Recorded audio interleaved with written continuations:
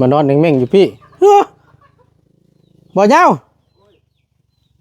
เฮ้อหัวสะดอกค่อยกระเป๋าไว้นี่ หัวได้พี่น้องไอ้บ่ได้ลืมกระเป๋าโก้ยคมฮะควงเพิ่นเผาเนาะยังบ่ได้เพิ่นว่าลืมกระเป๋าตัวทิพเข้าบ่ปานใดหรอกพี่น้อง แต่เสื้อผ้าเพิ่นนี่แหละเพิ่นสิหายังเปลี่ยนบัดนี้บ่แฮงเพิ่นขึ้นลายมือเลยสินั่นอยู่ดอกยากอยู่ดอกเสื้อผ้าเพิ่นยันโทษเมื่อแล้วบาดนี้บ่ตูนท่วงเลยเบิ่งคือโทรหาเราก่อนเด้อ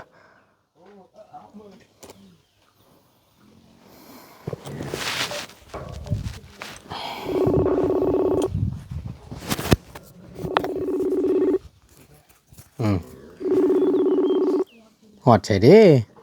เอาบ่แค้นนะเท้าเฮ้ยเฮ้ยเฮ้ย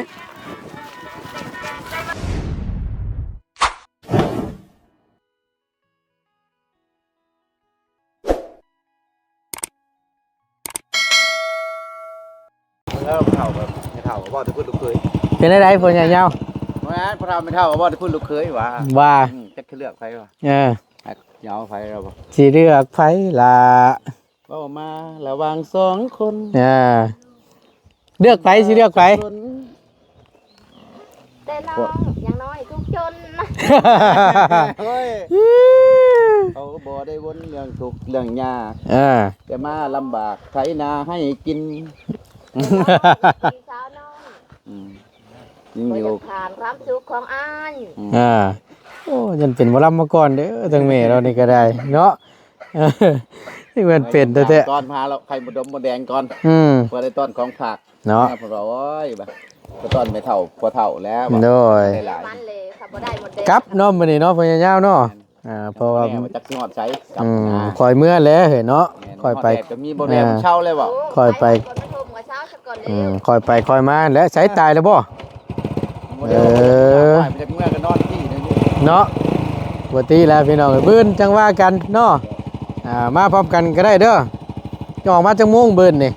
ประมาณ8-9 โมงแล้ว8-9 โมงโอ้ยพอดี8 โมงเขามาเคิงกันนะเนี่ยทีเคิงกันนะให้เมียคุดคุมไว้นะอยู่เฮือนนั่นบ่แม่นบางเทื่อพอเป็นไปได้ก็กันว่าเอาเสามาก็ใช่เขายกให้เลยเอาไว้เสา3 ต้นยังบ่แล้วอยู่ก็ไปซื้อให้เพิ่นโดยถอกมันก็สิบ่ทันละมันถอกเองนะเคิงให้เพิ่นเพราะว่าจะคุดหาหมู่เพิ่นคุดนำมานั่นก็ยาเพิ่นเก็บตัวหม้อไว้เพราะว่าเฮาเสาเดิมเฮามาแล้วเลยดิโดยก็บอกไม่บ่หรือว่านั่นก็แล้วแต่เขาสั่งมาแล้วถือว่าเขามายกให้เลยนะเอาเสามายกเอามีแต่ว่าถ้ามีเวลาก็จัดแจงทั้งนั้นนำแบ่งทั้งนี้นำอันนี้ก็คือแบบนี้แหละสมมุติเวลามันก็บ่อยากคาเนาะโดยมันก็เวลาจำกัดเฮาก็เมื่อแบ่งภาระใส่ครอบครัวแด้น้อยๆแม่นแล้วอย่างได้ก็ 3-4 ชั่วโมงก็ยังดีคันว่าอยู่นี่ก็เฮามีแนวเฮ็ดแนวหาก็ใครอยู่หั่นนะมันก็ได้ซะมีโอเคนะเพราะว่าเอาไว้อยู่มาเบิ่งแล้วจักมื้อแล้วน่ะลงมือคักๆนี่3มื้อเนาะ3-4 มื้อเพราะว่าเทคานหั่นเอาดินเข้าแล้วก็มื้อวานนี่ก็ยังพร้อมกงพร้อมก่อยังเด้พี่น้องเอ้ย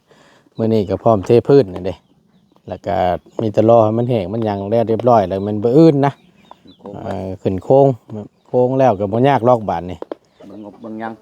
สังกะสีก็พร้อมแล้วเด้ก็สิว่านี่กล้าว่าพออยู่บ่แผ่นสังกะสีแม่นพออยู่เนาะคำบ่พอก็ใช้คือไปจังใดได้คือเห็นอยู่แผ่นนึงอันนี้ได้อยู่ดอกได้อยู่มันพอเดือนนิดๆหน่อยๆก็ บ่เป็นหยังจักแผ่นนั่นน่ะน้องนิวเพิ่นชื่อมาให้27คือว่า14แผ่นบ่7 แผ่นก็ห้องน้ำก็พอดีเป็นต้องห้องนะชั่วเดียวด้วยบ่พ่อใหญ่ยาว2เลย2ชั่วเนาะกันชั่วเดียวก็พอดีก็เทิน12 ฟุตคือ3 ฟุตนะมันบ่ได้ค้อนเข้าทั้งน่ะเอามาเพิ่นผู้สาวก็พอดีเป็นตาแยงพอดีเป็นตาแพงญาติกันสุดญาติกันช่องบ่เจ้าก็ลิ้นไม่เท่าเด้อซ่าเด้อผู้สร้างก็เว้านัวหัวม่วนดอกธรรมชาติเด้อพี่น้องเอ้ยเนาะบ่เว้าก็บ่ได้หัวคือว่าหั่นแหละ พอได้เว้าได้หัวนํ ลูกน้อย โยเว้าได้คู่มือนี่น่ะ บ่ เว้ย นั่นบ่ โอ้เห็นบ่เพิ่นไปเอามาเลี้ยงน่ะ โอ้ บ่เอาลูกมาเลี้ยงหรอกว่า อย่าแล้วไปหากับพ่อช่างเลยเว้าหลาย ไปพอยังค่อยไปค่อยมาเนาะเมื่อตื่นเวียงเพื่อฮอดตารถก็ยังว่ามุ่งจะประจักษ์น่ะคือแหลงแท้คือบ่หยุดไปโอ้มีตัวนี้นำอีกจำลองใครอยู่ฉันเนาะเจ้าไปเดินทางปลอดภัย มีเวียกก่อนตายเด้อ โดยแดดนอนก่อนเนาะเอาทางพอสร้างก็เมื่อละบัดนี้พี่น้องเนาะก็มีตัวบื้ออื่นแล้วก็จังว่ากันอีกเท่านึงเนาะเอาก่อนอื่นพี่น้องกราบสบายดีและสวัสดีเบัดทุกผู้ทุกคนเด้อพี่น้องเด้อเนาะพบเจอกันกับบ่ตูนในคลิปนี้เนาะโอ้ยมาเอาแว่นตาลูกชายก่อนพี่น้องก็ว่าอยู่หาอยู่มานอนเม่งๆอยู่พี่บ่ยาวหัวสะดอกค่อยกระเป๋าไว้นี่ หัวได้พี่น้องไอ้บ่ได้ลืมกระเป๋าโอ้ยคมควมเพิ่นเผาเนาะ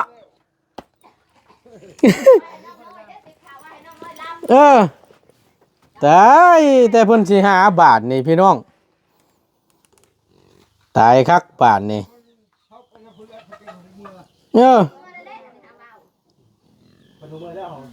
หัวเมื่อแล้วบาทนี่บ่ได้พี่น้องเพิ่นลืมกระเป๋าเพิ่นขึ้นเชฟโปนกับน้องนิวบัดน้องนิวเพิ่นว่าลืมทิปเข้าว่าซั่นไปเดี๋ยวใดมาเดี๋ยวใดก็จะมาเผาแท้อันนี้ตายคักบาทนี่น้อยเอ้ยโพดโพหรอกอันนี้เฮ็ดอะไรบาทนี่ฮะคือบ่ได้เอ่ยคักแน่ดีนี่เบิ่งบ่ตูนสิอันนั้นก่อนโทรหาเบิ่งก่อนพี่น้องจังได๋คือจังว่าไปลืมเดี๋ยวนี้อันนี้เพิ่นสิเอาเสื้อผ้าซ้ายเปลี่ยนเนาะเบิ่งโทรหาแล้วก่อนสร้างเป็นแท้นี่แต่ไอ้ความบัดเพิ่นพาวกะเพิ่นเตรียมขึ้นเชฟโปนมาแวะหาน้องน้อยนี่มาแล้วเพราะว่ามาฝากไว้นี่เพิ่นไปเฮือนน้องอึ้งไปเฮือนน้องอึ้งไปยังไปเอาไผ่โซลาร์เซลล์พี่น้องนี่มาปะถงไว้นี่บัดน้องนิ้วมาพากันออกไปน้องนิ้วเพิ่นดื่มทิพย์เข้าทั้งบ่ได้เพิ่นว่าลืมกระเป๋าตัวทิพย์เข้าบ่ปานใดหรอกพี่น้อง แต่เสื้อผ้าเพิ่นนี่แหละเพิ่นสิหาหยังเปลี่ยนบัดนี้พอแห้งเพิ่นขึ้นลายมือเลยสินั่นอยู่ดอกยากอยู่ดอกเสื้อผ้าเพิ่นยันโทษเมื่อแล้วบาดนี้บ่ตูนท่วงนะเบิ่งคือโทรหาเราก่อนเด้อ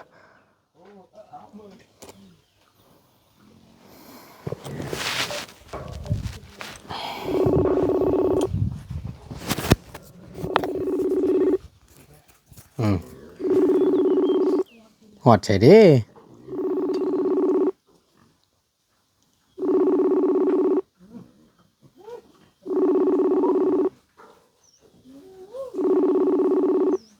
มิดอิ่มสิม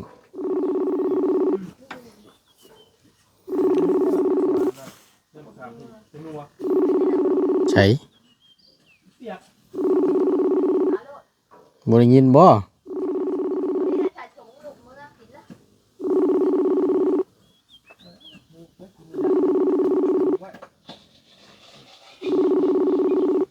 นี่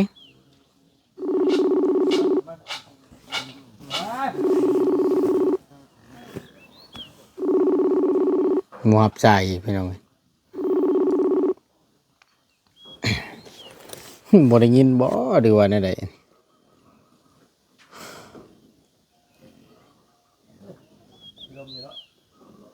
เบิ่งอีกรอบนึง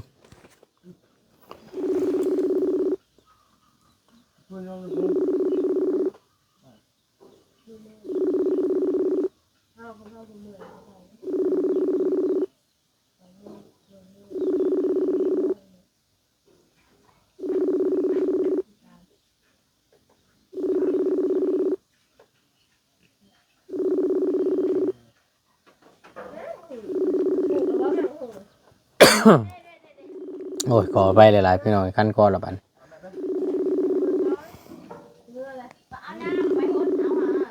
ใช่เฮ้ย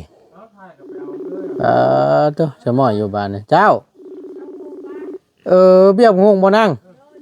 เจ้าแป๊บนึงโทรบ่หาบ่ได้ก่อนจักหน่อยโทรบอกเว้นได้พี่น้องไงสงสัยจะลืมคักดีตามเบิ่ง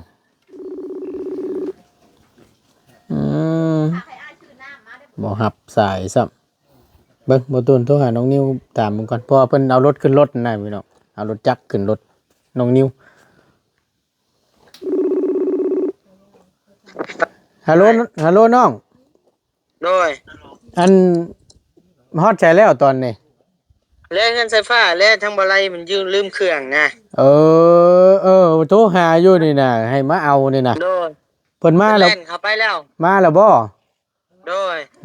ใครอยู่ฉันจังว่าโทรหาใครได้เฮาท่วงเพิ่นวะบ่โทรหาเพิ่นจองชายบ่ครับฮอดใจเด้บาดนี้ว่ะโดยเอาโอเคไอ้เจ้าโดยโอเคโอ้ยสงสัยซ่อนหนูเมื่อแล้วตามเบิ่ง ผู้ดีทางเงินบ่ได้กำลังสิเข้ามาเอาว่าซั่นโอ้ยสิแม่นแผ่วเนาะบ่ได้เอ้ยเอ้ามีแต่ว่าถ่ายเรามาเอาก่อนพี่น้องเอ้ยนึกว่าฮอดเชโปนแล้วป๊าดโตจะดอกว่าไว้นี่แหละฝากไว้นี่แหละเนาะ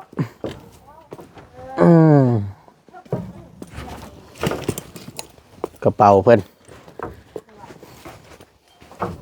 ไปน้องเพิ่นว่ามันเสียงคือว่าเบี้ยมหุงว่าซั่นเบี้ยมหุงยาวบ่ดูว่าแนวใดต้นได้ตู้ใช้ตัวไหนน่ะหมักยาวเหมือนบ่ใช้เบี้ยมันอยู่ใช้น่ะใช้น้อยอยู่ใช้ละบ่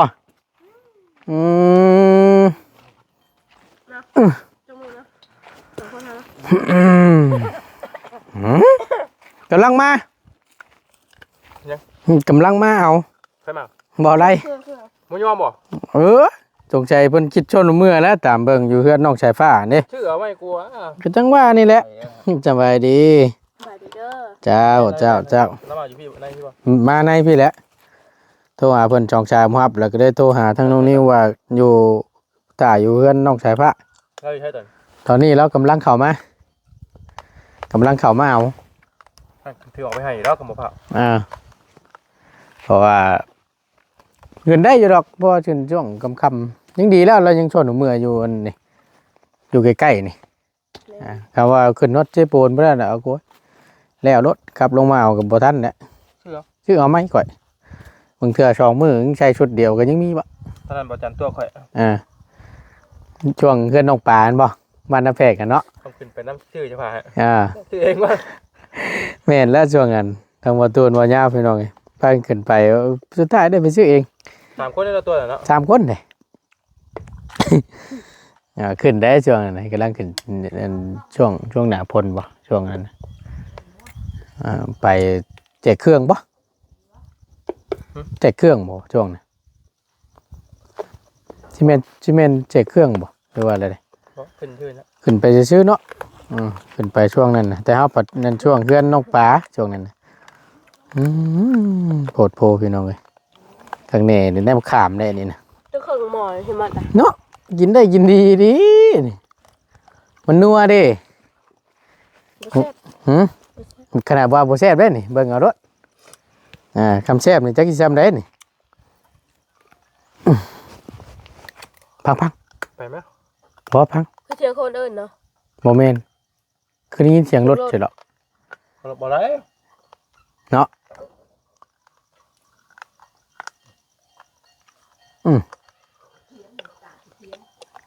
แม่นแล้วขามห่วยมาแล้วจักไปใช้เบี้ยผมคงจะเบ้านะไปไม่ให้เบ้านะไปจะมาปลูกเรือนจากต้นบ่ยาวจะเอาบ่โยหมากยาวบ่เฮ้ยเด็กทำไมนะอันหมากอันลุกๆนะโอ้คักได้น่ะมันเหี่ยวน้ำที่ได้น่ะ แม่น เลียดใช่ อืม นี่ได้มันพดมันเลยว่ายิ่งอุดมสมบูรณ์กว่าดิ ไม่ยังบัดนี่ ผักตาด้วยของไง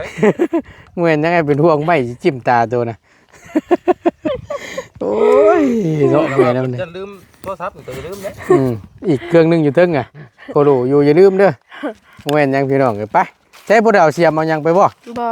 ถอนเอาโลดบ่ พวกเอา มันบ่ตายบ่เฮ้ย บ่ อะไรอะ เมื่อไหร่ เดี๋ยวบ่ตุนจะเมื่อปลูกอยู่อันเถียงนาพุ่นแหละจ้ะอยู่หม่องอันเฮ็ดทั่วอ้อมข้างๆเถียง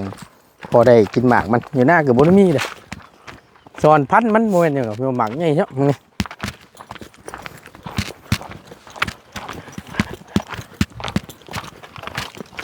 ใหญ่ลายอยู่บ่หน่อย ไปอยู่ ลายอยู่ บ่ มันก็แต่ละหมากมีแต่หมากใหญ่งามบ่ มันบ่อยากดกแล้ว อันนี้นะ เขาก็ มะม่วงเหี่ยวเล็ดชื่อเด้เอาผมบอกไปแล้วมะม่วงว่าซั่นมะม่วงมันเหี่ยวเล็ดน้ำมันเป็น ว้าบ่เคยแห่บ้านนี่เบิ่งลูก เป็นอีกรอบ2บ่เฮ้ย แม่นเลย โอ้คัก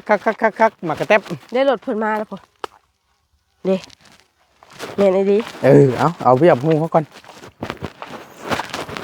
ใช้อันนี้บ่ โดย มันเหี่ยวนั่นจังได๋นี่นะ เหี่ยวแดด ถอนเอาล่ะถอนต้นใหญ่ๆนะ นี่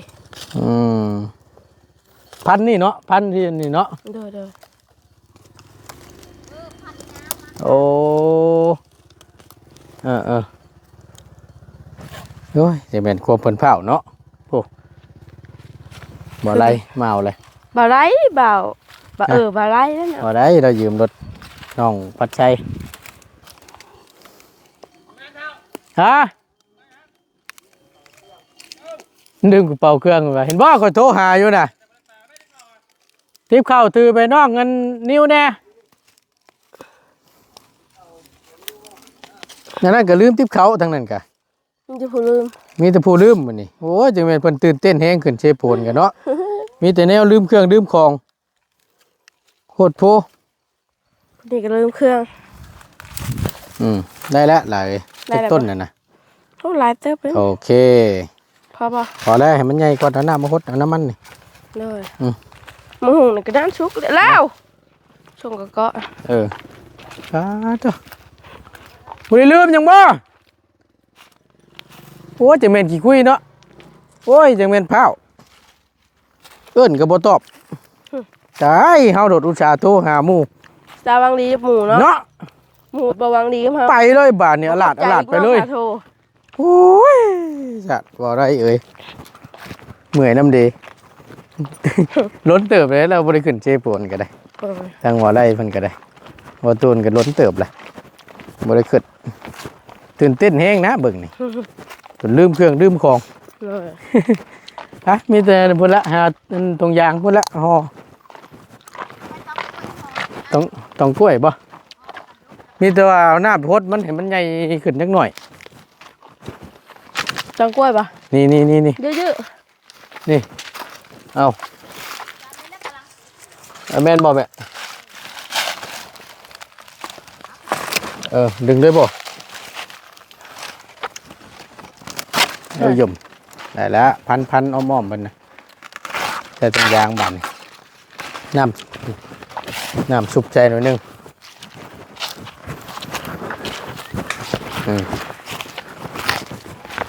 อย่างนี้บานนี่พ่อนย่อยๆอยู่ โอ้ยเป็นอะไรเฮ้ย